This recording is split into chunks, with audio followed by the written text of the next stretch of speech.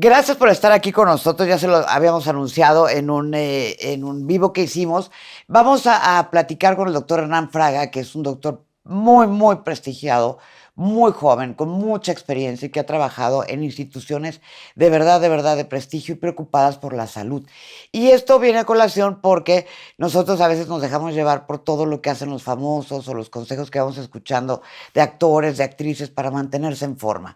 Entonces, aquí el objetivo que tenemos es, ya lo van a ver, quédense con nosotros y me da muchísimo gusto recibir al doctor Hernán Fraga, que ya es parte de Casa de Mara. Muchísimas gracias, Hernán, Gracias, por estar Mara. Muy aquí. contento de estar aquí contigo.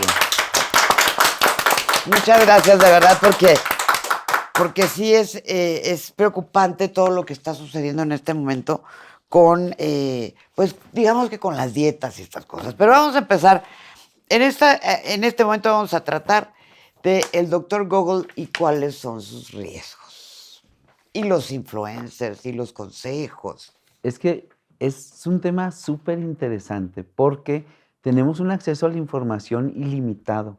Y tú en Internet puedes buscar todo a favor de lo que piensas y todo en contra de lo que piensas. O sea, tienes los dos lados de la moneda siempre.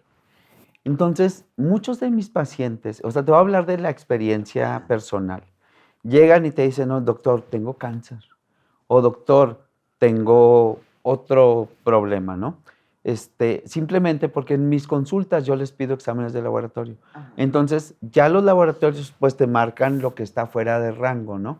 Entonces, algún paciente que vio eosinófilos o leucocitos un puntito arriba de lo normal, ya busca leucocitos altos y le sale leucemia.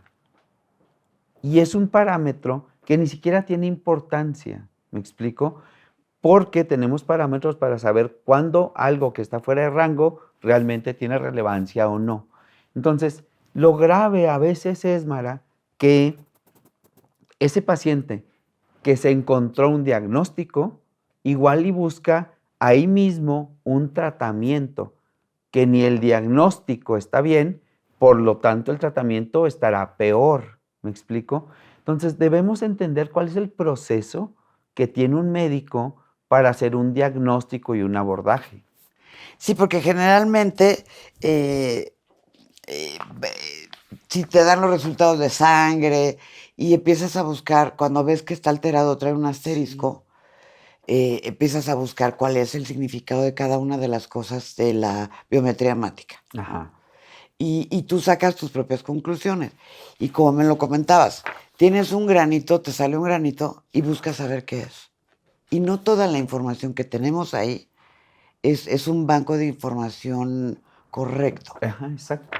O sea, te da una orientación y lo que pasa es que Google no puede diferenciar, no te conoce, no ve cómo caminas, no conoce tus antecedentes familiares, porque un diagnóstico toma importancia desde que el paciente entra al consultorio, se llama hábitus exterior. Cómo camina, qué gesto tiene, si tiene alguna deformidad o alguna característica física. Ese es el primer paso. En el hola, ¿cómo estás, Mara? Mucho gusto. Ahí ya empezó el proceso del análisis de tu consulta. ¿Me explico? Y luego, después de eso, probablemente viene una historia clínica. Y es tribuna libre. Oye, Mara, ¿qué te pasa? ¿Por qué vienes? ¿Cuál es tu razón de estar aquí conmigo?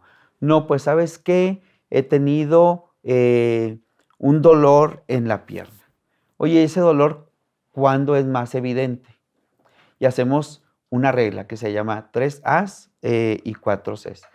Es agravantes, atenuantes, ¿sí? Y agravantes, atenuantes y también lo que lo amplifica. Y luego cronología. ¿Cuándo te duele? Cantidad, qué tan intenso es el dolor. Calidad, punza, te penetra, es un piquete, es un calambre. ¿Ok? Todo eso nos ayuda a identificar que tu dolor en la pierna puede ser una lesión muscular, un desgarre muscular o nos damos cuenta que hay un tumorcito, una bolita. Entonces, todo eso nos hace enfocarnos ya en una sospecha diagnóstica. ¿Cuál es el siguiente paso? Bueno, estudios de laboratorio que nos ayuden a descartar lo que tenemos en mente. Y tenemos que irnos por estadística. Una mujer de 15 años con un dolor en una pierna, que no tiene una tumoración, que no tiene no sé qué, va a ser probablemente tal diagnóstico. Ese mismo cuadro clínico en una mujer de 40 años va a ser probablemente otro diagnóstico, ¿no? Te voy a poner otro ejemplo. Llega una mujer a urgencias y llega con un dolor en la parte que se llama fosa ilíaca derecha, debajo del ombligo hacia la ingle. Y es un dolor que empezó súbito, al explorarla la tocas, le sueltas y duele más. Eso se llama rebote positivo. Esa mujer está a la mitad de su ciclo. Lo más probable es que haya sido una ovulación que liberó poquita sangre y que está irritando. Ese mismo cuadro, con un dolor que empezó en el ombligo, que le quitó el apetito, que tuvo un cuadro de fiebre, que no está a la mitad de su ciclo, es una apendicitis. Pero es el dolor en la misma área. Entonces, es bien importante entender que un síntoma o un signo no define una enfermedad, sino todo lo que hacemos alrededor, ¿no? Hábitos exterior, historia clínica, exploración, exámenes de laboratorio, estadística por edad y el diagnóstico. Entonces, Hernán, si yo saco una cita contigo porque, como platicamos hace un rato, a los 42 años me quitaron la matriz porque tenía miomas. Ya, enfrente, atrás.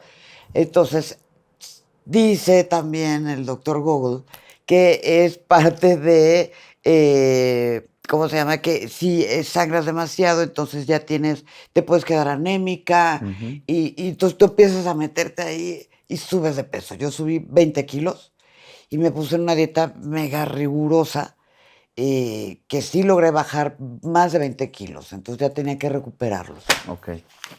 La cuestión es, ¿por qué durante la menopausia las mujeres subimos de peso? Esa es una muy buena pregunta. Y es algo que todo el mundo cree que es una regla. O sea, la mujer llega a la consulta y dice, oye, estoy en menopausia y subí de peso increíblemente. Hay un estudio que este es algo bien importante y con lo que se deben de quedar, que un paciente entre los 17 años y los 65 años tendrá el mismo metabolismo. Es decir, la menopausia difícilmente va a afectar tu metabolismo. ¿Qué es metabolismo? Las calorías que tu cuerpo quema en un día. ¿Y por qué importa? Porque si tú comes más de esas calorías que tu cuerpo quema, engordas. Si comes menos, enflacas, ¿no? Entonces, la edad y la menopausia no son sinónimo de incrementar peso. ¿Qué sí es algo que ocurre? En la menopausia tienes cambios hormonales y esos cambios hormonales de alguna manera se asemejan a los cambios que tienes en tu ciclo menstrual.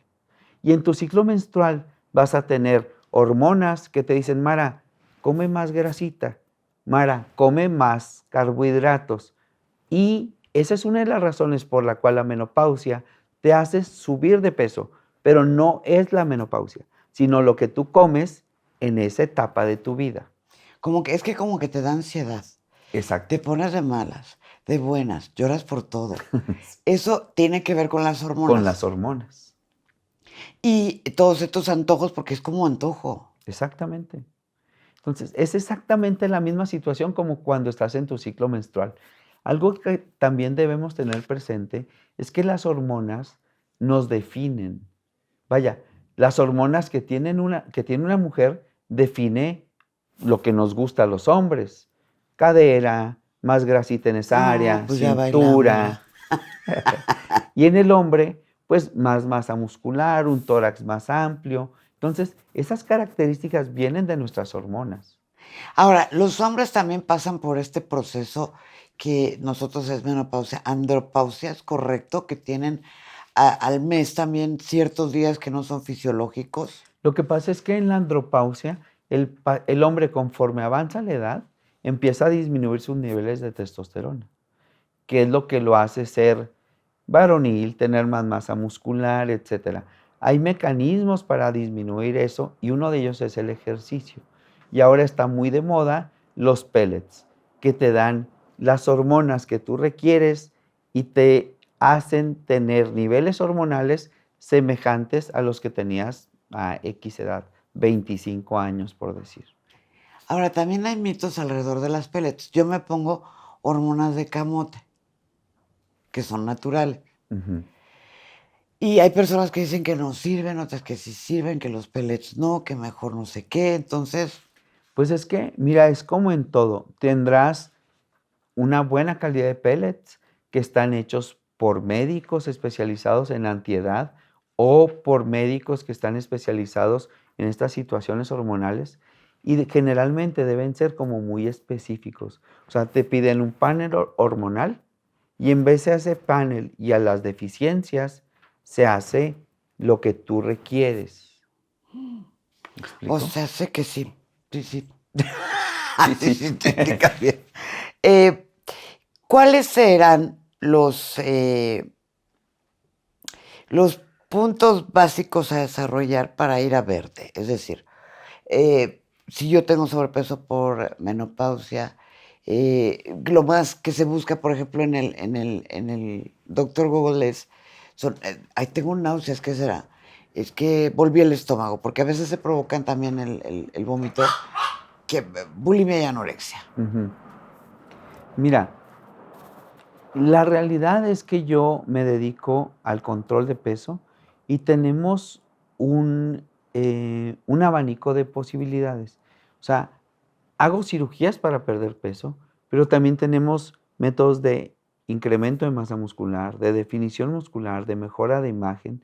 Pero un paciente con la anorexia y bulimia es un paciente que debe llevar un tratamiento muy distinto y debe llevar un tratamiento acompañado de muchos especialistas. Entonces, cuando esos pacientes a veces llegan al consultorio sin saber que tienen el problema, si yo hago el diagnóstico, jamás les voy a dar un régimen de alimentación. El primer paso es, vas con la terapeuta, hacemos un diagnóstico y empezamos un abordaje. Empieza ella su abordaje y me dará alguna recomendación a mí. Y sobre esa recomendación iniciamos su proceso. Algo que pido siempre son exámenes de laboratorio, porque lo que platicábamos hace rato, tus enfermedades o tu vida adulta va a estar como influenciada por tus papás, tanto de manera genética como de manera ambiental, educacional, lo que viviste en tu casa. Entonces, pedimos exámenes de laboratorio y en la consulta interrogamos antecedentes familiares y eso nos da un parámetro de saber qué riesgos tendrá ese paciente. Un ejemplo. Papá con diabetes, papá con hipertensión, mamá con hipertensión y dislipidemia. Esos antecedentes más exceso de peso te van a hacer una sentencia a padecer estas enfermedades. Entonces, los exámenes de laboratorio nos dicen en qué etapa estás. ¿Estás ya cerca a ser igual que tus papás o padecer estas enfermedades? ¿O estás en un punto donde podemos prevenir estas enfermedades? Entonces, para mí es fundamental que lleven exámenes de laboratorio. Les pido 4.